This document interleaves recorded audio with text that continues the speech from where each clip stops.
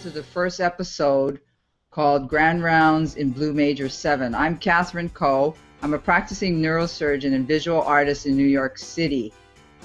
I've often been influenced in my art by the sounds of medicine, including the ICU, the clinic, the wards, and the operating room.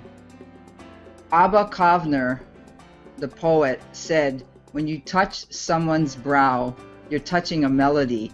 And he was right, because the human body contains all the notes, the heart tones, the respiratory sounds, and the intestinal system. It's an orchestral sound that is familiar only to us in medicine. I don't like music in the OR. I found it distracting because I like it so much. An operation is very binary.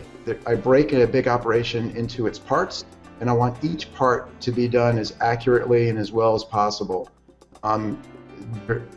It's not, to me, a creative or improvisational exercise as much as an exercise in preparation to make sure each part goes well.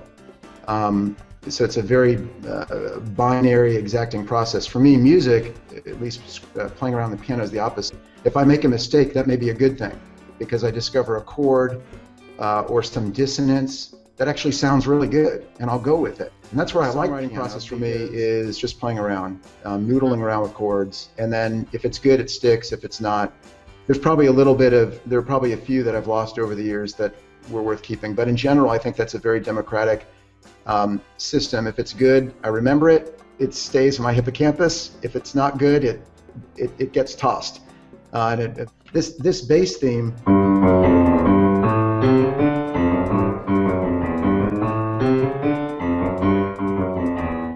That bass theme, I've had that for years. Fine motor activity, skill sets that can be very important, especially in microsurgery.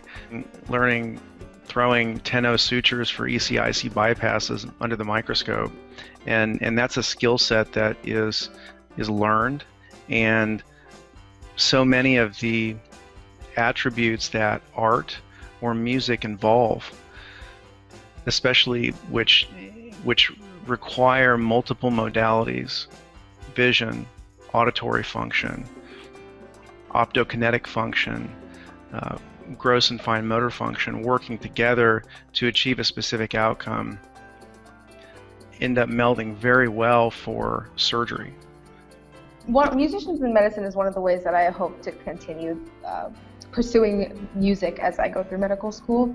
You and I operated across the table in a lot of difficult cases, and you never mentioned a word about music, and now you're in Juilliard. And so it just fascinated me. Is it something we're born with? Does it have something to do with the structure of our brains? Music, as I did surgery. So I love the concept of mastering technique. So in medicine, we start with the science, and we move towards becoming an artist with surgery.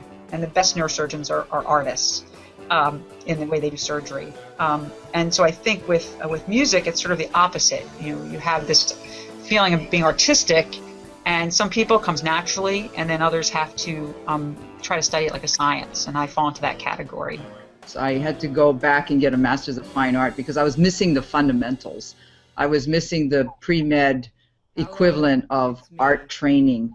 The professors always told me is keep it real, keep it raw, keep it authentic. It has a certain emotion to it that sometimes gets lost if things are too slick.